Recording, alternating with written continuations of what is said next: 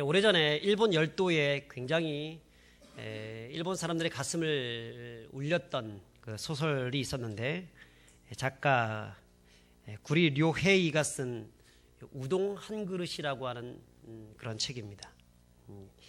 이 소설은 실화를 바탕으로 한 소설인데, 미국 북해도에 가게 되면 아주 유명한 우동집이 있다고 합니다. 한 해가 다 저물어가는 12월 31일 늦은 밤에 추위에 벌벌 떨면서 한 손님이 들어오게 되었는데, 한 세 모자가 들어왔습니다. 들어와서 우동을 시킵니다. 딱 보니까 행색이 굉장히 남루하고 초라해 보이는 모습이 뭔가 좀 사연이 있겠다 생각이 들었습니다. 그런데 들어와서 세 명이 들어와 놓고 우동 한 그릇밖에 안 시키는 거예요. 아니, 세 명이 들어왔는데 왜 한 그릇밖에 안 시키지? 좀 실망도 들면서 뭔가 좀 사정이 있겠다 생각이 들어서 물어봤더니 딱한 사정이 있었습니다. 그래서 어떻게 도울까 하다가 우동 한 그릇만 주지 않고요, 한 그릇 반, 그러니까 요즘 말로 하면 꽃배기죠, 꽃배기. 꽃배기를 해가지고 딱 줬습니다. 그러니까 너무너무 고맙다고 해서 이 세 모자가 거기서 그냥 한 소리 뚝딱 그것을 해치워서 나갈 때 고맙다고 말을 하고 난 다음에 어디론가 사라지게 되었다는 겁니다. 자, 그리고 그 다음에 12월 31일 날 또 이 세 모자가 또 찾아와서 우동 한 그릇을 시켜서 맛있게 먹고 또 가게 됩니다. 그 모습을 보면서 참 마음이 훈훈해지고 좀 감동이 됐습니다. 근데 그 다음 해에 또 기다렸는데 그 다음 해에 오지 않는 거예요. 또 그 다음 해에 기다렸는데 또 오지 않습니다. 이 사람이 도대체 무슨 일이 있을까? 어떤 어려움이 생겼을까? 그래서 이 모자가 늘 먹었던 그 책상, 식탁, 그것을 어떤 인테리어하고 다른 거 변경하면서도 그것을 변경하지 않고 그대로 놔뒀습니다. 그렇게 기다렸는데 몇 년 후에 이 새 모자가 다시 찾아와서 이번에는 우동 한 그릇이 아니라 우동 두 그릇을 딱 시키면서 맛있게 먹는 겁니다. 그동안 왜 이렇게 잘 보이지 않았습니까? 무슨 일이 있었습니까? 그랬더니 사실은 우리 남편이 교통사고를 내게 됐는데 무려 8명이나 중경상을 입게 되는 큰 사고를 내게 됐습니다. 그것 때문에 가게가 굉장히 어려워지게 됐고, 또 그 빚을 갚기 위해서 그동안 허리가 휠 정도로 그렇게 고생하다가 이제 다 갚게 되니까 우리 아이들과 같이 우동 먹으러 왔습니다. 그렇게 얘기한 것입니다. 자, 그리고 한참 세월이 지나고 난 다음에 의사와 은행원이 된 장성한 두 아들이 늙은 어머니를 모시고 그 우동집으로 다시 방문하게 되었습니다. 이번에는 우동 두 그릇이 아니라 세 그릇을 시켜가지고 맛있게 먹는 거예요. 행복하게 먹는 것입니다. 바로 이 우동 한 그릇이라고 하는 이 소설 속에는 바로 이러한 내용들이 담겨져 있습니다. 어떻게 보면 참 별것 아닌 것 같은 그런 내용인데, 이것이 일본 사람들의 마음을 크게 감동을 시켰습니다. 당시에 경제적으로 굉장히 풍요로움 속에서 만족이라고는 찾아볼 수 없었던 일본 국민들에게 가난했던 옛 시절의 행복을 다시 일깨워주는 감동적인 이야기가 되었다는 것입니다. 여러분 어떻습니까? 언제 행복하다고 느껴지세요? 경제적으로 또 물질적으로 풍요로워서 사고 싶은 거 다 사고 먹고 싶은 거 다 먹을 수 있는 오늘날 우리의 삶, 물론 이것이 행복하다고 생각하면 또 행복할 수 있겠습니다만, 사실은 지금 우리가 살고 있는 이 시대보다 지금으로부터 30년 전, 40년, 50년 전에 먹을 것이 별로 없었지만, 입을 것 많이 없었지만 그냥 연탄불 하나 갈면서 따뜻한 아랫목에 들어가 가지고 손을 딱 부비면서 좋다, 그 추운 겨울날 그 아랫목에 들어가 앉아서 또 누룽지 해 먹던, 여러분 그때가 더 행복한 것 같다는 생각이 들지 않습니까? 어머니가 손수해 주신 그 동치미 국물 다 먹으면서, 그죠? 또 손수 만들어 주신 그 도시락, 그것을 싸가지고 집에 학교에 가가지고 또 까먹었을 때, 친구들과 같이 오순도순 자리에 앉고 같이 그것을 먹었을 때, 그때 그 지난날의 행복. 그래서 수필집도 보면 김소은 씨가 가난한 날의 행복이란 그런 수필을 쓰기도 했지 않습니까? 왕후의 밥, 거린의 찬. 아마 공부 열심히 하신 분들은 기억할 겁니다. 여러분, 이런 옛날에 우리 행복했던 그러니까 물질적으로 굉장히 풍요롭지는 못했지만 뭔가 우리의 가슴을 따뜻하게 만들었던 그런 것이 우리들 안에 있었다는 것입니다. 수십만 원짜리 뷔페에 가서 최고의 음식을 먹으면서도 행복하지 못하는 사람들이 있는가 하면 우동 한 그릇 몇 사람이 같이 나누어 먹으면서도 행복을 느끼는 사람들이 있다는 것입니다. 그렇다고 볼 때 행복은 뭘까요? 많이 가졌다, 그것이 행복이 아니라는 것 같습니다. 많이 가졌나 못 가졌느냐에 따라서 행복이 달려있는 것이 아니라는 것입니다. 소유보다 훨씬 더 존귀한 어떤 그런 가치가, 행복의 가치가 있다는 겁니다. 에릭 프롬이라고 하는 그런 철학자가 그런 책을 썼습니다. 소유냐 존재냐라고 하는 책을 썼습니다. 그런 이 책을 통해서 우리의 진정한 행복은 소유에 달려있는 것이 아니라 존재에 달려있다고 얘기합니다. 사람은 어떤 것을 영원히 소유할 수가 없습니다. 소유하고 싶어하는 그 대상이 영원하지 못할 뿐 아니라 소유하고자 하는 자기 자신도 영원하지 못하기 때문에 어떤 것을 내가 딱 소유했을 때 일시적인 어떤 행복을 우리가 받을 수는 있겠지만 이것이 영원하지 못하기 때문에 그 모든 것은 허상에 불과하다는 것입니다. 그러면 내가 지금 존재하고 있다는 것 그 자체만으로도 감사하고 만족할 수 있다는 것, 여러분 어쩌면 이것이 진짜 행복이 아닐까 하는 생각이 듭니다. 내가 지금 숨을 쉬고 있다는 것, 내 가족이 지금 있다는 것, 내 사랑하는 이웃들, 내 사랑하는 성도들 또 함께 이렇게 예배할 수 있는 자리가 있다는 것, 또 자유롭게 지금 전 세계에도 얼마나 많은 그리스도인들이 있습니까? 근데 정말 우리나라처럼 이렇게 자유롭게 하나님께 예배할 수 있는 나라가 그렇게 많지가 않다는 것입니다.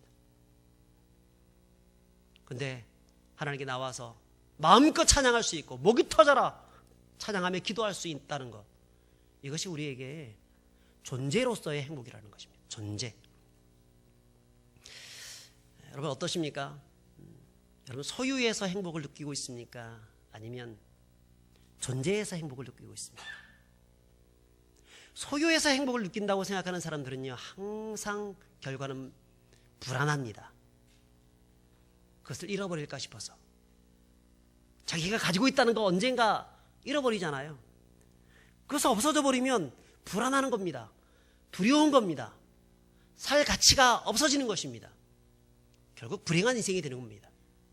하지만 존재에서 행복을 느끼는 사람들은 불안하지 않습니다. 불안할 필요도 없습니다. 그러니까 두려워할 필요도 없습니다. 자유할 수 있습니다. 하나님이 주신 자유 안에, 성령이 주시는 자유 안에 거하면서 살아갈 수 있습니다. 우리 모두는 어떤 사람들이 되어야 하겠습니까? 행복을 소유에서 찾는 사람이 아니라 존재에서 찾는 분들이 될 수 있기를 주 이름으로 축복합니다. 오늘 우리가 읽었던 이 팔복의 말씀은 어떻게 하면 사람이 행복할 수 있는가에 대한 8가지 이야기를 우리에게 보여주고 있습니다. 심령이 가난한 자가 복이 있다고 했습니다. 애통하는 자가 복이 있다고 했습니다. 온유한 자가 복이 있다고 했습니다. 의에 줄이고 목마른 자, 긍휼히 여기는 자, 마음이 청결한 자, 화평하게 하는 자, 의를 위하여 박해를 받는 자가 복이 있다고 했습니다. 이것은 앞으로 계속해서 우리가 또 팔복에 대해서 다음 주, 그 다음 주 계속해서 같이 말씀을 나눌 텐데, 인간이 어떻게 하면 행복해질 수 있는가, 그거에 대해서 말씀을 합니다. 사실 우리 교회가 올해 표어를 세상에 축복이 되는 교회라고 하는 그 표어를 걸었습니다. 우리 자신이 행복해야, 우리 자신이 하나님의 복을 받아야 이웃에게 그 축복을 나눠줄 수 있지 않습니까? 그래서 연초에 팔복에 대해서 같이 말씀을 나누고 나 자신이 진짜 복이 무엇인가를 바로 알고 성경이 말하는 복, 내가 생각하는 복 말고요. 성경이 말하는 복이 무엇인지 알고 그것을 우리가 누리고 또 그것을 이웃들에게 나누어 줄 수 있는 그런 성도, 그런 교회가 되어야 하지 않겠는가, 그런 생각이 든다는 것입니다. 8가지 하나님으로부터 오는 그 행복, 그 축복을 온전히 받아 누릴 수 있기를 주의 이름으로 축복합니다. 그런데 여기서 보면 이 8번에 걸쳐가지고 계속해서 복이 있나니 복이 있나라고 말씀을 하고 있고, 물론 나중에 하나 더 있습니다. 11, 12절에 쭉 보시면 너에게 복이 있다는 복을 한 번 더 쓰고 있긴 하지만, 그래서 어떤 분들은 이것을 구복이라고 얘기를 하기도 하지만 실제로 복은 8가지 복입니다. 근데 이 복이 있나니란 단어를 보면 다른 번역본이라든가 이것을 또 우리가 재해석해서 재번역을 하게 되면 어떻게 번역할 수 있냐면 행복하여라 라고 번역할 수 있습니다. 행복하여라, 마음이 가난한 사람들이여, 하늘나라가 그들의 것이다. 여러분, 하나님이 우리에게 요구하시는 것은 뭐냐면 내가 너희가 행복한 삶을 살길 원한다는 겁니다. 부모님이 자기 자식이 행복하게 살기를 원치 않는 부모님 없을 것입니다. 엄마 중에서 내 딸 아무한테나 시집가고 어떻게 죽든지 살든지 마음대로 해라 이렇게 바라는 부모는, 그 엄마는 아무도 없을 겁니다. 딸이 좋은 데 시집가고 정말 행복하고 신앙생활 잘하고 믿음 안에서 살아가고 자녀 낳고 그렇게 참 오순도순하게 알콩달콩하게 살아가는 것을 다 원할 것입니다. 마찬가지로 우리 하나님은요, 성도들이 지질이 궁상 떨면서 그렇게 살아가는 것을 원치 않습니다. 정말 행복하고 즐겁고 기쁘고 감사하고 자신의 주어진 그 삶에 만족하면서 살아가는 것을 기뻐한다는 것입니다. 오늘 본문에 보면 주님께서 이 무리들을 향해서 말씀을 전하고 있습니다. 여러분, 이 무리들이 어떤 무리라고 했습니까? 지난주에 우리 같이 말씀을 나누었습니다. 우리 4장 23절부터 25절까지 보면 이 무리들에 대해서 잘 기록하고 있습니다. 그들은 바로 앓는 자입니다. 각종 병에 걸린 사람들입니다. 귀신 들린 자들입니다. 소외되고 미천한 사람들입니다. 가장 어려움 당하는 가난한 사람들이었습니다.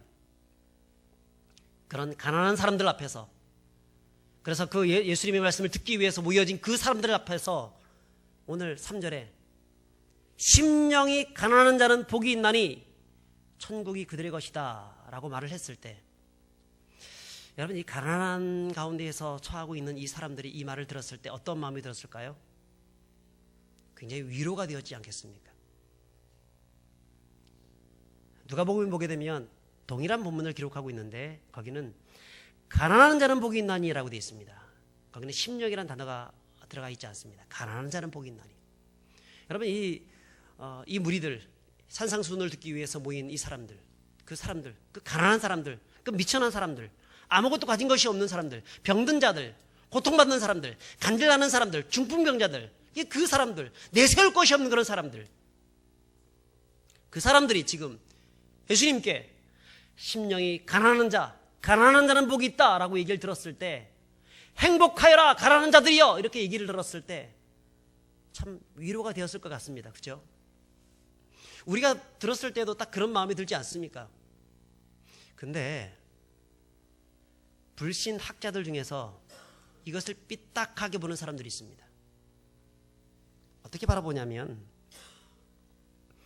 아니 어떻게 가난한 것이 행복할 수 있느냐라고 생각합니다. 저렇게 지긋지긋한 가난에 시달리면서 그래도 예수님께 나온 것은 그런 가난을 조금이라도 벗어날까 싶어서 병도 고치고 팔자도 한번 고쳐보려고 지금 나왔는데, 그들 앞에서 지금 가난한 것이 복이 있다, 이것은 그 사람들의 상황을 너무도 모르고 하는 처사가 아니냐. 어쩌면 그 사람들 그 얘기를 들었을 때 억장이 무너지지 않겠느냐. 이런 말을 하는 사람들이 있습니다. 충분히 이 말을 들었을 때 그럴 수도 있겠구나 하는 생각이 듭니다.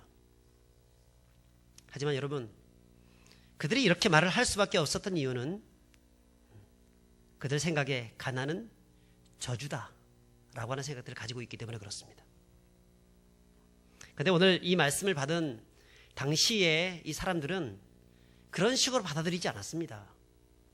불신자들이 이 본문을 이상하게 해석을 하고 말을 하고 있지만 여러분, 그렇지 않습니다. 마태복음 7장 29절에 보면 무리들이 예수님의 말씀을 듣고 난 다음에 그들의 반응이 잘 나와 있습니다. 예수께서 말씀을 마치심에 무리들이 그의 가르치심에 놀라니 그 가르치시는 것이 권위 있는 자와 같고 그들의 서기관들과 같지 아니함일러라. 깜짝 놀라고 있습니다. 어떻게 이런 말씀을 할 수 있을까? 어떻게 우리의 가슴을 이렇게 감동시키는, 위로가 되는 이런 말씀을 주고 있을까?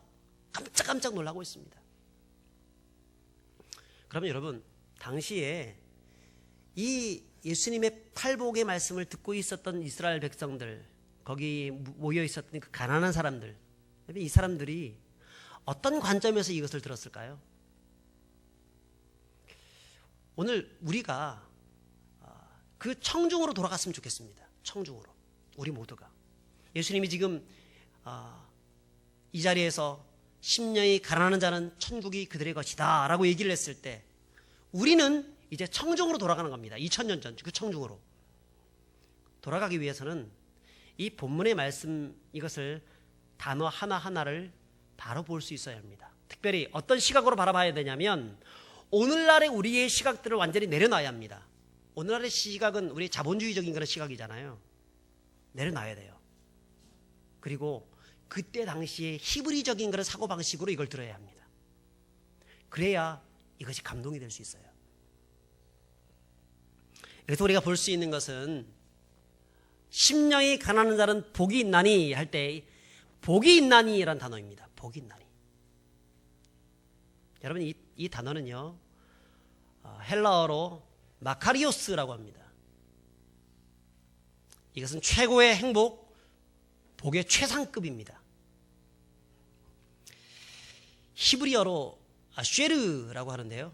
아쉐르, 동사용어로는 아슈레이라고 합니다. 우리가 생각하는 물질적인 복이 아니라, 어떤 일반적인 복이 아니라 사람이 살아가면서 얻을 수 있는 가장 존귀한 가치, 가장 명예로운 가치, 그걸 말하는 거예요. 당시 무리들은 이 말씀을 들을 때 복에 대한 그런 개념을 우리가 생각하는 물질적인 그런 가치의 개념으로 듣지 않았습니다. 세상에서 돈 많이 벌고 월급 많이 받고 부자가 되고 성공하고 건강하게 잘 살고, 여러분, 그런 가치로 듣지 않고 복이 있나니 행복하여라 이런 말을 딱 들었을 때 이것을 히브리적인 가치, 명예로운 것, 가장 존귀한 것, 인생에서 가장 가치 있는 어떤 것, 그것이 복이다라고 생각했습니다. 그러면 그 가치 있는 것, 그 명예로운 것이 무엇일까요? 히브리인들이 생각하는 가장 가치 있고 명예로운 것이 뭐냐면 바로 시편 144편 5절에 잘 나와 있습니다. 같이 읽어보겠습니다. 시작. 이러한 백성은 복이 있나니 여호와를 자기 하나님으로 삼는 백성은 복이 있도다. 이런 백성은 아쉐르가 있나니 여호와를 자기 하나님으로 삼는 백성은 아쉐르, 그게 있다는 겁니다. 저들의 진정한 가치는요, 내가 복 받았다, 이것은 뭐냐면 내가 선민이 되었다는 거예요. 선민 되었다는 거예요. 내가 다른 어떤 것보다 하나님의 백성으로서 내가 제대로 살아가고 있다는 것, 그게 진짜 복 받았다는 의미였습니다. 이스라엘 백성들은 지금 로마의 압제 아래 있습니다. 제대로 하나님을 잘 믿을 수 없는 그런 상황입니다. 저들은 소망을 했습니다. 이 모든 어려움에서 우리가 이겨낼 수 있으면 좋겠다는 마음들을 가졌습니다.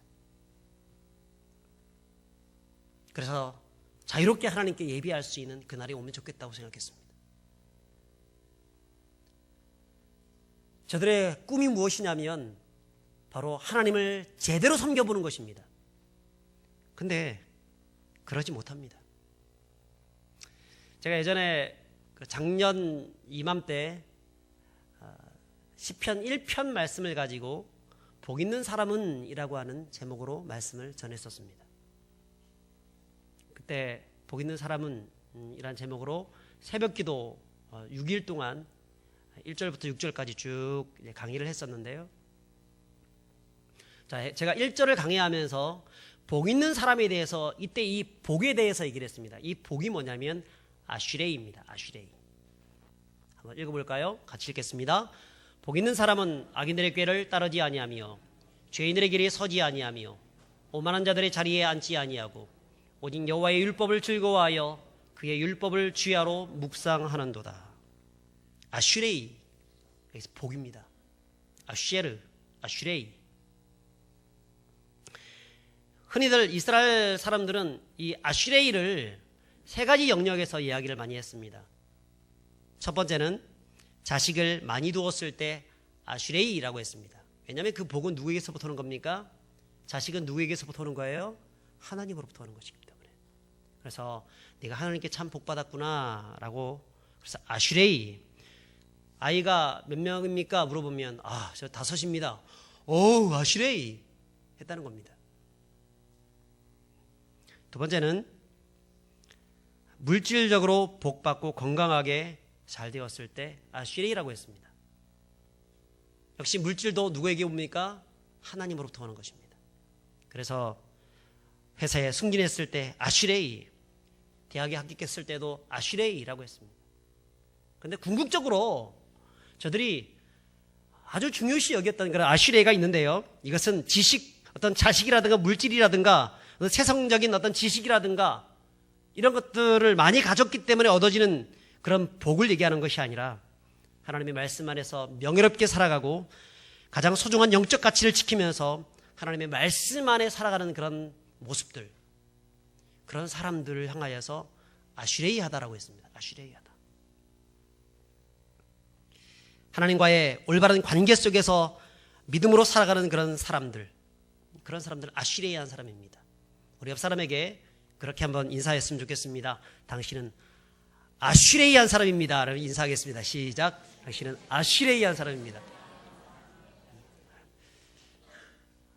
아슈레이, 아슈에르, 아슈레이. 시편 1편 1절에 바로 이 복 있는 사람, 어떤 사람입니까? 여호와의 율법을 즐거워하여 그의 율법을 주야로 묵상하는 사람. 이게 바로 아슈레이의 사람. 이게 진짜 복 있는 사람이에요. 그런데 그 1편 1절의 이 말씀과 144편 여러분 그 5절에 있는 말씀, 이런 말씀들을 신약으로 끌어와서 팔복에서 예수님이 이야기하고 있는 것입니다. 헬라어 단어로 바꿔서 마카리오스라고 하는 단어로 바꿔서 말씀을 하고 있는 것입니다. 그래서 팔복에는 돈 많이 버는 자는 복이 있나니 저들이 행복할 것이요 라고 얘기하지 않고, 자식 농사 잘 지은 사람이 복이 있나니 저들이 배부를 것이다 라고 얘기하지 않고 뭐라고 합니까? 심령이 가난한 자가 복이 있다, 천국이 그들의 것이다 라고 말씀을 하고 있는 것입니다. 그런데 이스라엘 백성들은, 당시 이 무리들은 이 말을 딱 들었을 때 정말 이것은 우리에게 딱 맞는 말씀이라는 생각이 들었어요.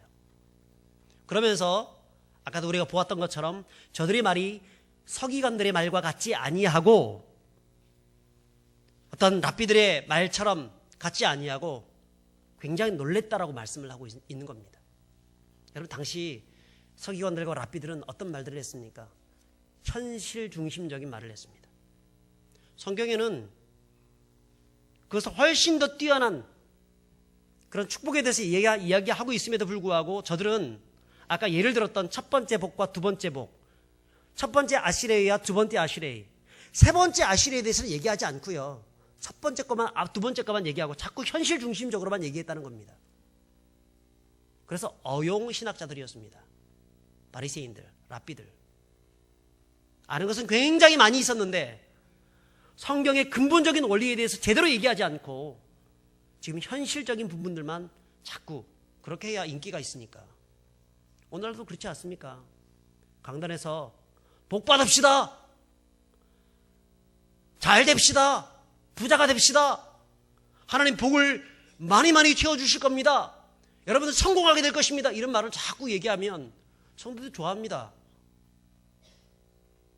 근데 고난이 있습니다. 아픔이 있습니다.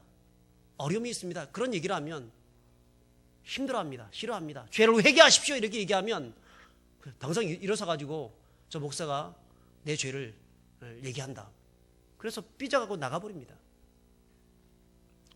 여러분, 성경에서 정말 얘기하고 있는 것을 제대로 증거할 수 있어야 되는데 한 측만 얘기하고 한쪽은 딱 잘라가지고 그렇게 얘기하기를 좋아한다는 것입니다. 우리 역시도 마찬가지입니다. 그런 것을 받아들이길 좋아합니다. 그런 것을. 성경의 한쪽은 받아들이는 것은, 나에게 좋은 말하는 것은 받아들이려고 하는데, 물질적으로 건강으로 모든 복들을 주신다는 것은 받아들이려고 하는데, 그 외에 고난과 아픔과 어려움들 혹은 영적인 축복들, 그것을 위해서 내가 희생해야 될 부분들 얘기를 하게 되면 싫어한다는 것입니다.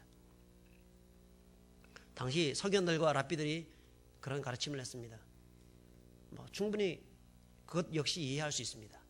로마의 압제하에 있었기 때문에, 살아내야 하기 때문에, 어쨌든 죽지 않고 살아가야 되기 때문에 저들에게 굽신굽신되고 저들이 빌붙어가지고, 그래서 이 하나님의 말씀을 그들의 맞는 구미에, 사람들의 구미에 맞는, 그리고 어떤 로마 사람들의 구미에 맞는 그런 식으로 재해석해가지고 사람들에게 이야기를 설교하기를 좋아했다는 것입니다.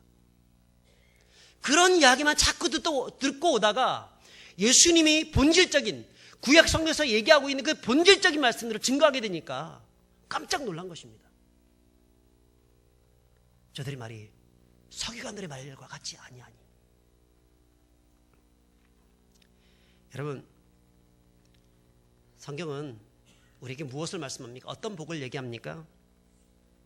세상의 물질을 많이 쌓고 세상의 명예와 권세를 누리는 것이 진짜 복이 아니라, 물론 그것도 필요하겠지만 그것보다 훨씬 더 중요한 진짜 복은 무엇이냐면 하나님을 자기의 하나님으로 삼고 그 하나님을 전심으로 예비하는 것, 그게 진짜 복이라고 말씀하고 있습니다. 오늘 우리가 아까 불렀던 찬양이 무엇입니까? 주 음성 외에는 큰 기쁨 없도다. 기쁘고 기쁘도다. 항상 기쁘도다. 나 주께 왔사오니 복 주옵소서. 여러분, 여기서 이 복 달라는 것은요, 세상적인 복 달라는 얘기가 아니에요. 나에게 아쉬레이 축복을 주십시오. 그런 복을 더하여 주십시오라고 기도하는 것입니다. 우리는 어떤 사람들이 되어야 합니까? 세상의 축복, 너무 그런 것에 얽매여 가지고 살다가 저 하늘의 영광스러운 복을 놓치는 그런 사람들이 아무도 없기를 주의 이름으로 축복합니다. 세상은 잠시 있다가 사라지는 겁니다. 잠시 내 손에 들어왔다가, 사실 이 물질이라는 것은 내가 열심히 벌지만 이것이 다시 누구에게 갈는지 잘 모르지 않습니까? 나에게 주어졌을 때 그것을 가지고 더욱더 선하고 거룩한 일들을 많이 감당할 수 있어야 되지, 사라지고 나면 아무런 그런 가치가 없는 것입니다. 그러므로 우리는 이 땅의 어떤 축복을 누리면서 그것을 얻기 위해서 살아가는 자가 아니라 천상의 것, 영원한 가치, 영원히 명예스러운 것, 바로 하나님을 전심으로 믿고 의지하며 그분을 붙잡고 살아가는 저와 여러분들이 될 수 있기를 주의 이름으로 축복합니다. 또 하나의 단어가 있는데요, 그것은 무엇이냐면 가난입니다. 가난. 이것을 알아야 합니다. 이것을 알아야 충분히 그 예수님의 말씀을 이해할 수가 있습니다. 구약 이스라엘 사람들의 개념 속에서 이 가난하다는 그런 개념은 히브리어로 아니라고 했습니다. 아니. 그래서 뭘 모른다는 그런 아니가 아니고요. 아니라고 썼습니다. 이 단어는 물질적인 가난뿐 아니라 고단한 삶, 낮아진 삶 다 포함됩니다. 단순히 돈이 없는 상태뿐 아니라 이것은 무엇이 모자란 상태, 결핍한 상태를 말합니다. 정상이 아닌 수준을 말합니다. 여러분 성경에 보면 모든 것을 잃어버린 대표적인 가난한 사람들이 누구 있냐면 고아와 과부와 나그네 그리고 장애인들입니다. 고아는 부모를 잃어버렸습니다. 과부는 남편을 잃어버렸습니다. 나그네는 집을 잃어버렸습니다. 장애인은 자신의 몸의 한 수족을 잃어버렸습니다. 결핍된 사람들입니다. 없는 사람들입니다. 그래서 그 버려진 것 때문에, 없어진 것 때문에, 결핍된 것 때문에 정상적인 사람들에 의해서 매도를 당하고 소외를 당하고 어려움을 당하는 사람들입니다. 그런 사람들이 가난한 사람들입니다. 그런데 여러분, 이들이 진짜 문제가 뭔지 아세요? 진짜 문제는 이 가난 때문에 하나님까지도 잃어버렸다는 겁니다. 가난 때문에 하나님도 잃어버렸어요.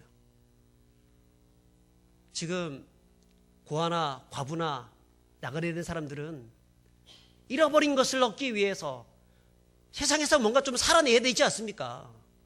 돈을 벌기 위해서 뭔가 좀 이 어려움을 극복하기 위해서 제대로 하나님께 나아가서 예배드릴 시간이 없는 겁니다.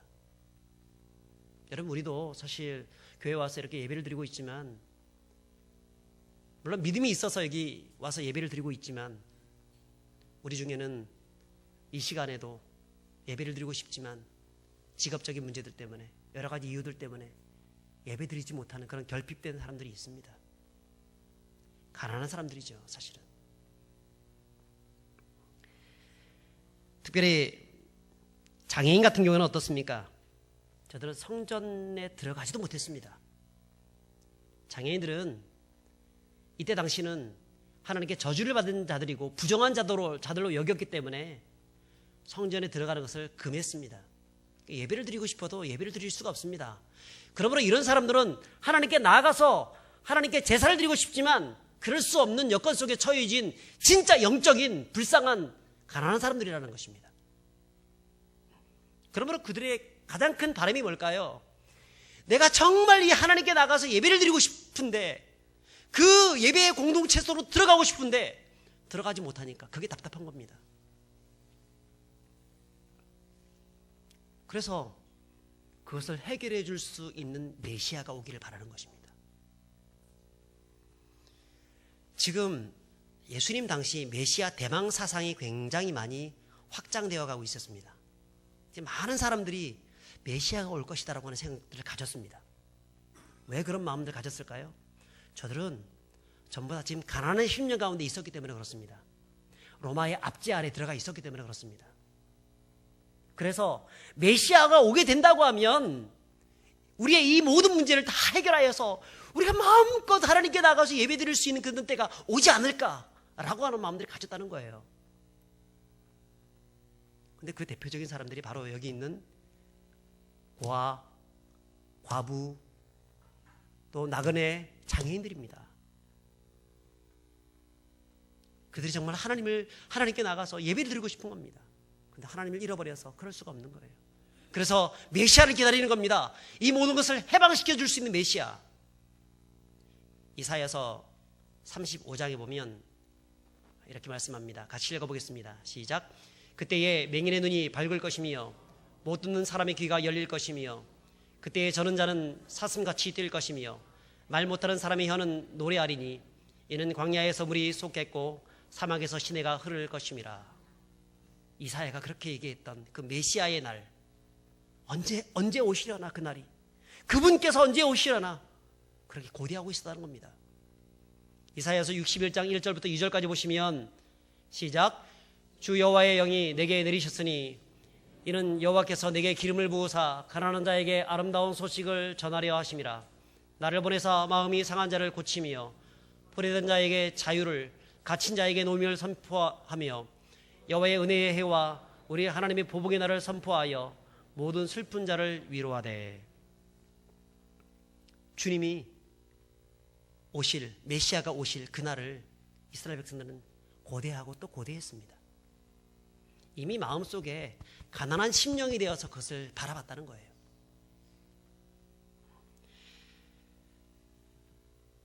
세례 요한은요, 감옥 속에서 이런 세상이 오기를 고대했습니다. 그래서 자기 제자들을 예수님께 보내면서 이렇게 묻습니다. 오실 그 이가 당신이십니까? 그러자 예수님께서 마태복음 11장 5절에 이렇게 말씀을 하십니다. 맹인이 보며 못 걷는 사람이 걸으며 나병 환자가 깨끗함을 받으며 못 듣는 자가 들으며 죽은 자가 살아나며, 그 다음에 중요합니다. 가난한 자에게 복음이 전파된다. 누가 가난한 자입니까? 맹인입니다. 못 걷는 사람, 못 듣는 사람, 영적으로 죽은 사람, 하나님을 섬기고 싶지만 하나님을 섬길 수 없는 사람들, 우리 모든 이스라엘 백성들이 다 가난한 사람들이라는 겁니다. 부유하게 저 왕궁에 있는 저 헤롯이라든가 대제사장, 바리새인들, 뭔가 떵떵거리며 살아가고 있는 저 로마의 빌부터 가지고 살아가고 있는 저런 사람들이 가난한 사람들이 아니라 군중들인 당신들이 가난한 사람들이다. 왜냐하면 당신들이 진짜 하나님 나라를 오기를 바라는 사람들이기 때문에. 그러면 여러분, 하나님 나라를 고대하는 사람들이 가난한 사람입니다. 그 사람이 영적으로 가난한 사람이고 심령이 가난한 사람입니다. 물질 개념이 아니라는 겁니다. 돈이 많은 사람들 중에서, 부자들 중에서 이런 마음을 가진 사람이 있을 수 있습니다. 그 사람은 영적으로 가난한 사람입니다. 물론 없으면 없을수록 훨씬 더 물질적으로 궁핍하면 궁핍할수록 훨씬 더 그런 마음들을 더 많이 가질 수 있습니다. 그러나 권세를 가지고 부유하고 많은 것들을 가지고 있다고 하더라도 마음이 가난할 수가 있습니다. 어떤 사람? 하나님의 나라가 이 땅 가운데 임하기를 바라는 사람. 여러분, 예수님을 기다렸던 수많은 사람들을 보게 되면 시므온 할아버지 아시죠? 이스라엘의 위로를 기다리는 사람이라고 했습니다. 안나 할머니 아시죠? 예수님이 오시기를 간절히 고대했던 사람이었습니다. 가난한 사람, 이 사람들 가난한 사람 아니에요. 안나 할머니는 가난한 사람이지만 시몬 할아버지는 부자였습니다. 근데도 불구하고 저들은 가난한 사람들입니다. 영적으로 심령이 가난한 사람들이에요. 그러므로 예수님이 하신 이 말씀이 청중들에게 큰 은혜가 되었던 겁니다. 감동이 되었던 것입니다. 자, 이런 자들에게 하나님은 무엇을 주십니까? 너희들이 그렇게 바라던 대로 천국을 너에게 주겠다고 말씀합니다. 그런데 여러분, 여기서 정말 놀라운 것이 있는데, 심령이 가난한 자는 천국이 그들의 것임이요라고 했을 때 이 천국이라는 단어는 하나님이 통치하는 영역이지 않습니까? 예수님이 계신 곳이지 않습니까? 근데 여기서 이 천국이 그들의 것임이요라고 했을 때 이것은 미래 시제가 아니라는 겁니다. 성경 언어로 보게 되면 이 시제는요, 현재 시제를 쓰고 있어요. 놀랍지 않습니까? 우리 같으면 미래 시제를 쓸 것 같습니다. 미래에 너희들에게 하나님이 천국을 주실 거다. 걱정하지 마라. 네가 어려움 당하고 있지. 나중에 천국 가게 될 것이다. 이렇게 얘기할 것 같은데, 예수님은 지금 이것을 무슨 시제를 쓰고 있습니까? 현재 시제. 지금 하나님 나라가 너희 안에 임했다는 거예요. 지금 내 주 예수 그리스도를 모시고 그분 안에서 천국을 발견된 사람들은 지금 그 안에서 천국을 누리며 살아가고 있다고 말씀하고 있는 것입니다. 그러므로 여러분 예수님을 믿습니까? 예수 그리스도를 내 안에 모시고 있습니까? 그러면 여러분의 삶에 살아가는 모든 삶의 환경이 하나님 나라가 되는 줄 믿습니다. 내 주 예수 모신 곳이 그 어디나 하늘나라, 초막이나 궁궐이나.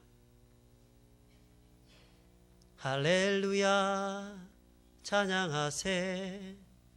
내 모든 죄 사함받고 주 예수와 동행하니 그 어디나 하늘나라. 여러분, 주님과 함께 동행하는 곳, 그곳이 하늘나라입니다. 천국입니다. 그러므로 2019년 이 한 해를 어떻게 사셔야 되겠습니까? 우리 하나님, 그 한 분을 나의 하나님으로 섬기고 그분을 붙잡고 그분의 말씀을 의지하고 살아가셔야 되고, 우리가 가난해도 부하게 되어도 어떤 상황 속에서 있든지 상관없이 항상 내 마음은 가난한 심령이 되어져서 하나님 나라를 사모하며 살아가는 그런 저와 여러분들이 될 수 있기를 축복합니다. 주님께서는 그런 자들에게 바로 천국을 주십니다. 그런 자들 안에 천국을 만들어 가십니다. 천국을 열어 가시는 것입니다. 우리 부평교회는 바로 그런 천국을 세우고 이 땅 가운데 천국을 이루는 그런 멋진 그런 성도들, 그런 교회가 될 수 있기를 주의 이름으로 축복합니다. 우리 함께 찬양하도록